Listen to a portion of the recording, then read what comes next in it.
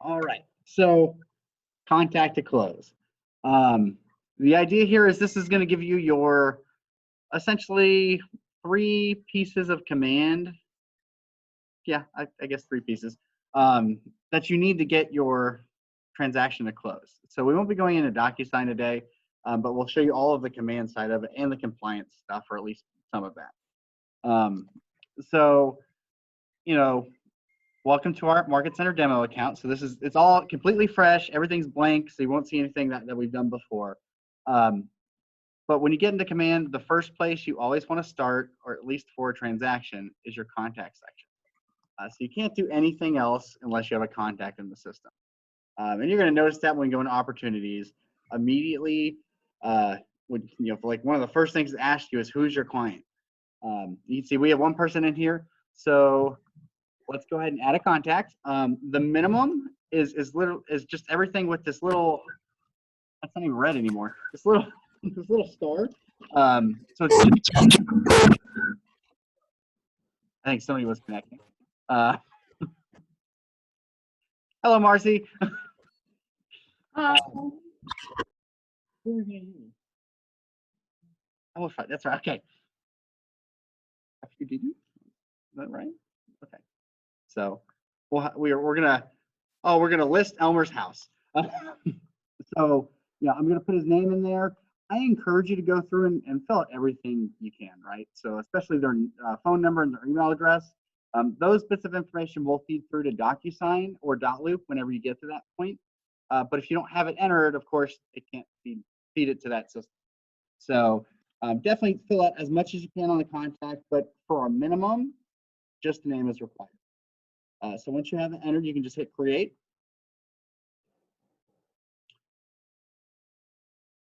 And hopefully it goes a little quicker than that. But I should have my contact in here now. There we go. Okay, so Elmer's in here. So there's 2 ways to kind of proceed. So you only need to start one of these opportunities, this handshake icon right here. When you do have a transaction, you need to start tracking. And where you start to track that is up to you, because you can start tracking it before you actually have the appointment, before you have any paperwork, or you can just start entering it when you're at that point. That part's up to you. It's important for you to figure that out, and I'll show you that in a second. But there's really 2 ways to start these opportunities. So the first one would be if you go into the contact record. On the right-hand side, you're going to have several different categories for different things you can do with that contact. For today's course, we're going to focus on the opportunities section. So if you click on this opportunity tab, you have a create opportunity button right here. And if you click on this, it's going to pop up and have you start entering basic information for the transaction. So is it a listing or a buyer? If you do leases, it has options for that. I haven't ever had anybody need it, but if that's something you do, then certainly you could track those in command. And then this client section right here, this is why it's important for you to have your client entered, because if you can't get past this, right? It's required to have a client. So if you don't have them in your contacts, you can't even create an opportunity. And of course, co-seller, or if this is a buying opportunity, it would be co-buyer. You will create an opportunity for each side of the transaction. So even if you have both sides, you're representing both the list side and the buy side for one property, you still need 2 opportunities because it's attached through the client. So through your contact.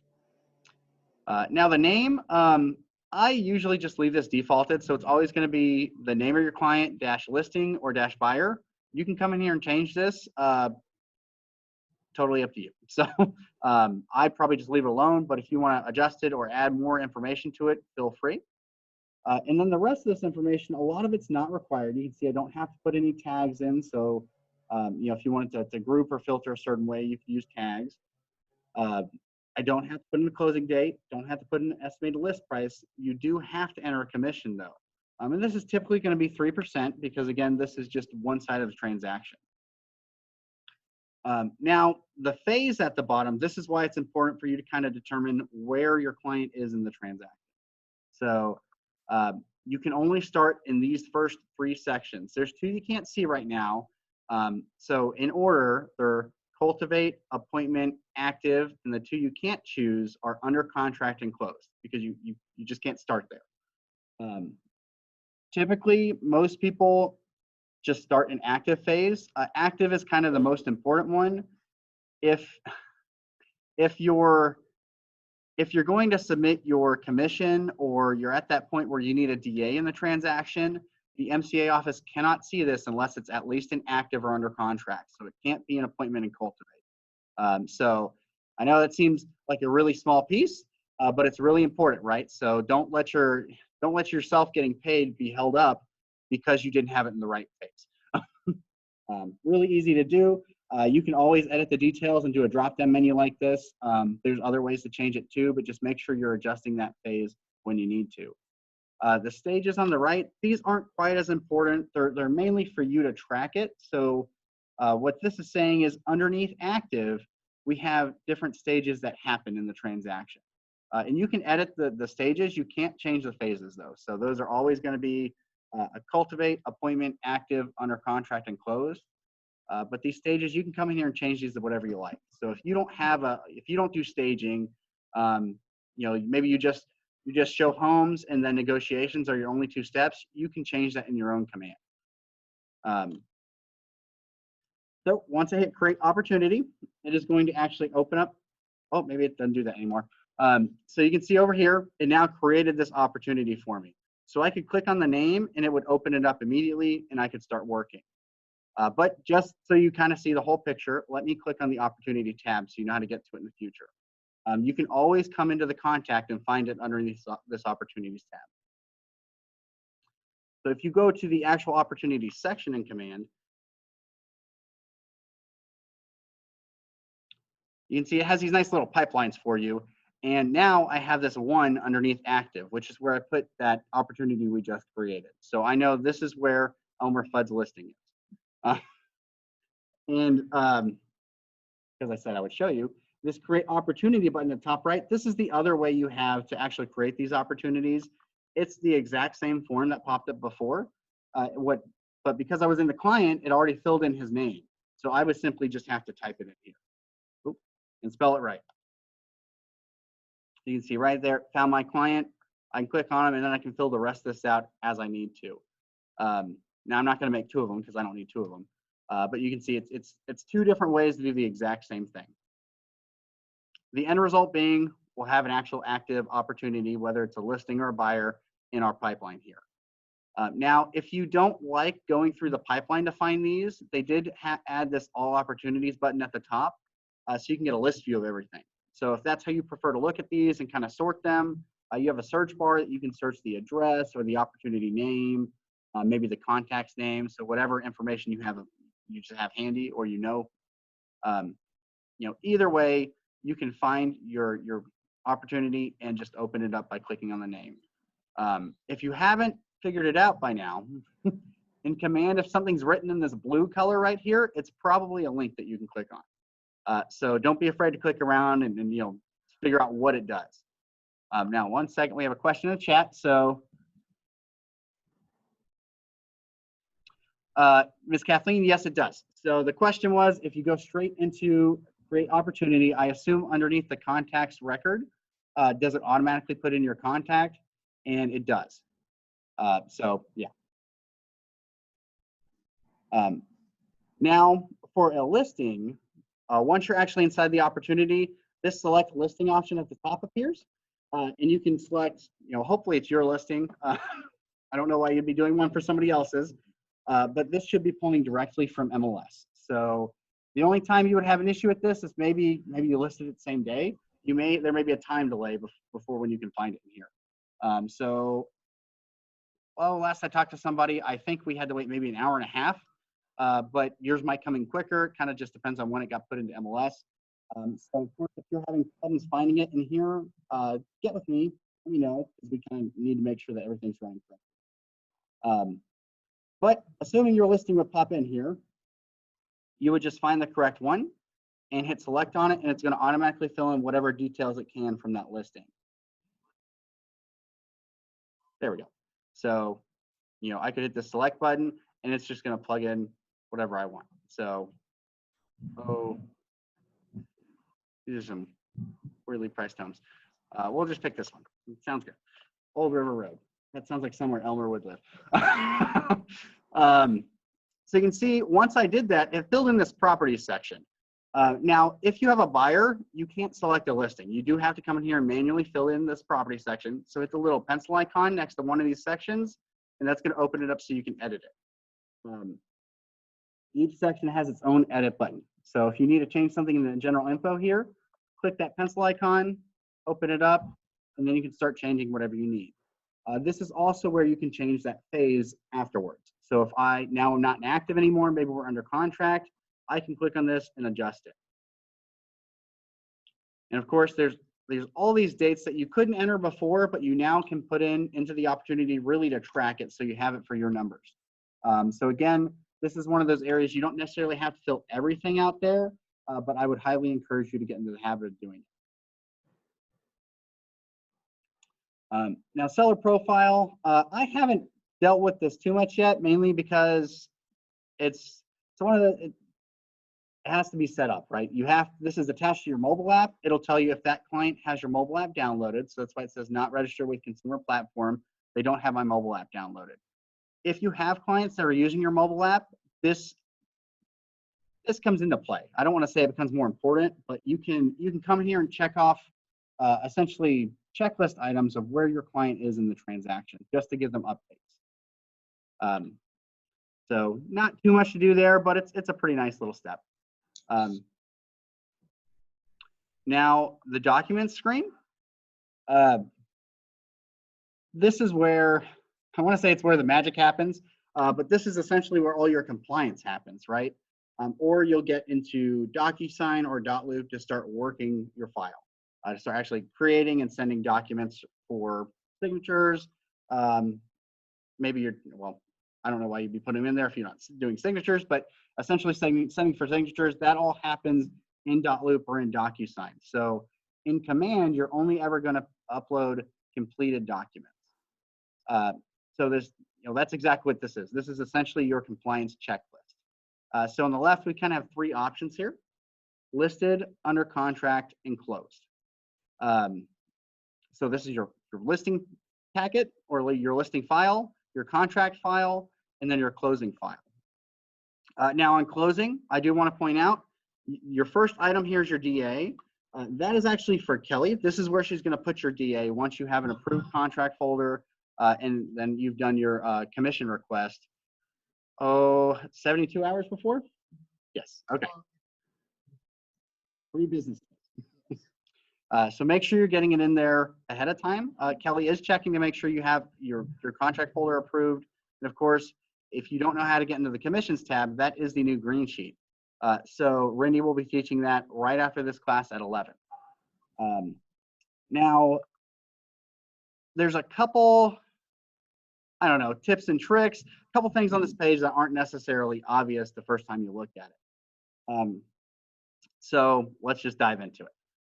First one is this export button. We had some issues with this, so hopefully you don't, but this is supposed to let you export all of your documents directly out of Command in one simple click. And you can see with these options right here, I could export all my documents. Maybe I just want one particular folder. This should work well, but again, we had some issues with it, so it may still be a little buggy. But you can see it will work at some point. Now, right next to this listed option, and if I click through my different checklists, this will change to under contract or closed. That word has this little arrow next to it. So if you click that, you get this option to add a version. So this is useful if you have a file or a contract bust, a deal falls through, maybe you have to renew your listing agreement or something. If you need to enter the paperwork while retaining your existing paperwork. So, I have, let's just say 4 or 5 documents uploaded to my checklist here, but for whatever reason, I need to get a new checklist. You still have to keep those documents legally, right? We can't just remove them. You have to keep them. This option allows you to create a second version. So I can get a completely blank list. I can name it whatever I like, so I can tell them apart. but lets you kind of split those up. So you can have, we'll say contract 1 in one of those versions, and then maybe our newer current contract in another version, so we can keep them separated. And we have a question.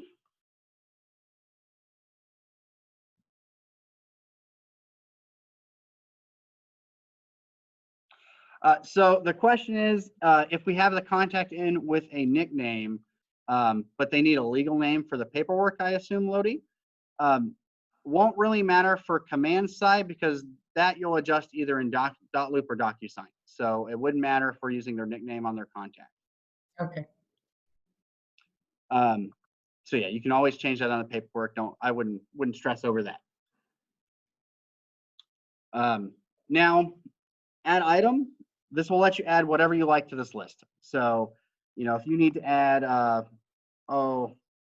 sellers counter offer to buyer's offer, right? That actually sounded right. I'm pretty proud of myself there. So, maybe you need to add this. We'll just call it, I guess it's an addendum. And then you can manually upload it, which is typically what you're going to have to do. Maybe I needed to add that because, I guess I'll fix something, because it doesn't already exist in my checklist here.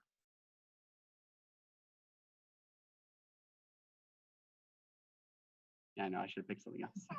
That file has like 80 pages, so there's a reason it's taking a long time to upload. Poor choice on my part. There we go. Maybe. Okay. So you can see it added it at the bottom of my checklist, and I can always click on the name right here and review whatever I uploaded. So if you need to add something custom to this list, that is what that add item button does for you. If you're submitting maybe you're still doing your documents in Dotloop and you need to submit it in Command, or maybe you're having to scan a paper file, this is probably the easiest way for you to add that completed document to Command. You don't necessarily need to break it up here, as long as you're putting it in the order of the checklist. So that is like our one requirement. If you're going to be submitting it all as a single PDF, be sure you looked at that checklist and it's in the correct order. I don't want to say Amy's going to return it, but I think she's allowed to. I'm kind of stepping out of my bounds here. If it was me, I'd probably be a little mean. Maybe I'd return it, but I'll leave that up to her. But just do the extra step, shuffle your papers, make sure it's in the right order if you're going to do that. Now, if you do have separated documents, they have a button for you too. This attach multiple files will let you upload multiple documents to all these different checklist section or placeholders, right? So maybe you have one document, a PDF that's your disclosure, your listing agreement. If these are split up, you can use this button to add them all really quickly. You can go individually and say, let's say I have my disclosures and hit add a file next to that. So it's just many different ways of doing the same thing. Whatever's easiest for you. There's no real best practice here. As long as you get your documents uploaded, we're going to check them. Now, add comment. I kind of skipped over that. It is important, so don't forget it's here. This is if you need to put some sort of note on the file. Maybe you're missing something. Maybe you're waiting on the other agent to send you the disclosures or something like that. You can enter that information here, and that way the office and compliance knows. And they did add this feature. If you use an @ symbol, you can tag people in the office. So you can tag staff members. Typically, it's going to be like Amy or Kelly, maybe Keisha if she's working your file, to let them know something's going on. So it does give us a notification when you do that. You don't necessarily have to do that. We'll still see it, but that way it pops up and basically prompts us to go look at it. And of course, you have different folders over here. So be sure you're putting the correct documents in the correct folder. So under listing, make sure it's your listing documents. Under contract would be your contract documents. And you can see all these documents on the right actually change when you click through them, right? Because you need different paperwork. And of course, your closing file, don't forget to come in here and do this. I can't tell you how many times we run into old closing files that just never got submitted. Be sure you're doing that and actually finishing out your transaction so you know you have everything you need. Now, I guess I'll go ahead and submit this just to click that button. But once you've uploaded at least one document, so in this case, it's just that custom one I added. If you have at least one, you can hit the Submit to MC button. So submit to Market Center. So you sure want to submit it? Yes. And it is now off to Amy to check it. So I'm sure it's going to get returned because I didn't have any signatures on anything. So, you know, bad on me. But you can see there's a status right here. It said open when I hadn't submitted anything. It's also right over here. Now it says submitted. It can be approved or returned. I've never clicked this little I. I don't know if it tells you all the statuses. It doesn't. But it does tell you when you submitted it. So that's actually new. I don't think that was in there before. So if you're curious if you got your file in, you know, those 3 business days before, well, we can tell. There is also this timeline option at the end. So this gives you that breakdown of everything that's happened. So you can see right here, 10:21 a.m., I submitted my listing documents. So if you're trying to figure out when something happened, or if when you click the button or anything like that, this timeline will be your friend. Now, so we've kind of gone through, we've added our contact, we've created our opportunity, we've submitted our documents for being approved. We'll just pretend I submitted contract documents because the next part is we need to get ready to ask for our commission. We need to get our DA. So the next step would be this offers tab. Now notice my commissions tab is still grayed out, right? I can't interact with it. I can't click on it. You hover over this little eye, it says you'll be able to view your commission when you have an accepted offer. It is referring to this offer tab right here. So you have to have an offer entered in that is marked accepted. And you can put as many offers in as you want. So if you want to use this to compare multiple offers or just kind of have it laid out in a nice way so you can show it to your clients, I really do like that. But we'll just put one offer in today. So if you hit the big add button, initial offer, I haven't had anybody change this yet, so I kind of like initial offer, but especially if you're in a multiple offer situation, take the time to rename this so you know what you're looking at. And then just kind of follow along. So it's only a couple of quick screens. So your name, when your offer date was, so we'll say it's today. Your close date. Now I'm gonna go on a limb and say most closings don't happen in 3 days, so you'll probably have to adjust that. So we'll say, sure, June 15th. And just kind of go through now. Several of these screens, you're going to notice these little red stars are back because some things are required. So, who's going to be the, well, let's just keep going. We'll do Bugs Bunny, right? Bugs Bunny is buying Elmer's house.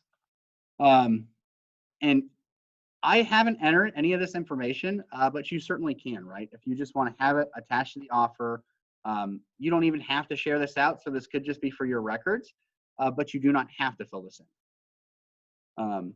We will go ahead and mark, sure, he's pre-approved. Now you do have to put in the name for the other agent. So, you know, right here, I guess we'll be demo MC27 and we'll make Cindy the other. But again, just the names required. So if you don't have their email or phone number, don't think you have to. But honestly, that's probably good for you to have in your records just in case. So probably fill it out. Now this next screen is the terms of the deal. So this is your actual offer, right? What are they paying? What is the sale price they've agreed to or they're offering? You can't come in here and put it straight in the sale price. They don't let you do that. You have to put it in either finance or cash. Now I have run into this where maybe you don't necessarily know what the breakdown is here. That's okay. This is just adding them together for you. So if you're not sure, just put the total in one section or the other.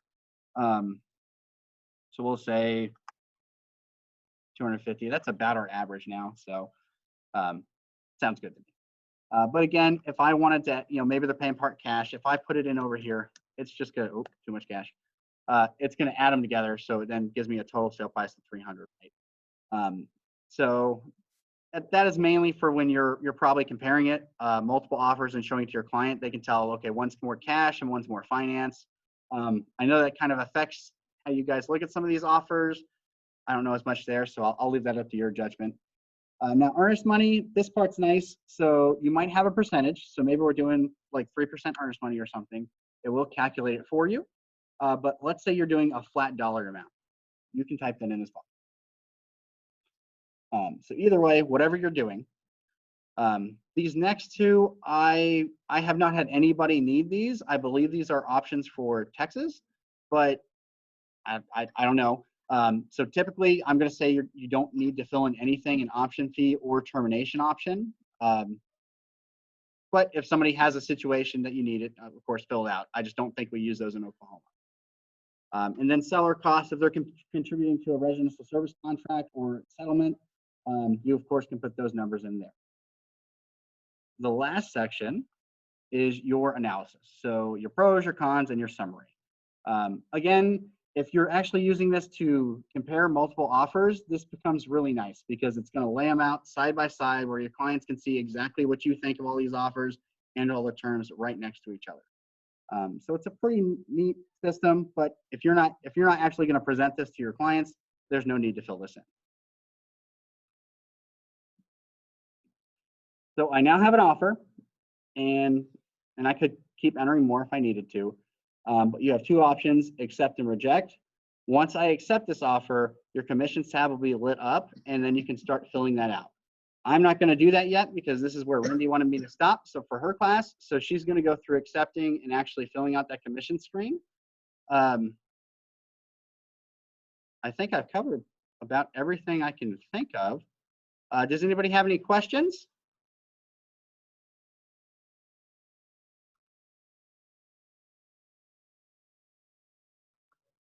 Any questions? Okay. No questions? Pretty straightforward. I mean, it's not bad.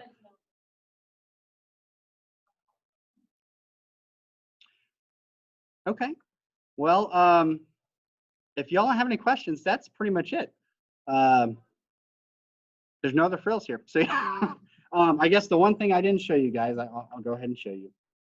So I showed you in the details, you can change which stage you're in. If you like to be a little fun with it like me, you can drag and drop on this screen. So if I click into active here, to move this through my transaction, I can just click this little tile that's my opportunity and drag it around. So that's another way to move it throughout the transaction. So, considering where we are, I'll put it under contract for Rindy's class because we have an offer we've accepted, so we are under contract. You can see it moves through really nice and easy, and you can go back and forth and move it however you need. So, yeah, so that's all I have for you guys. So other than that, let me know if you guys have any questions or if you run into any hiccups, feel free to reach out. I'd love to help you. But that's it for the day. So y'all have a great day.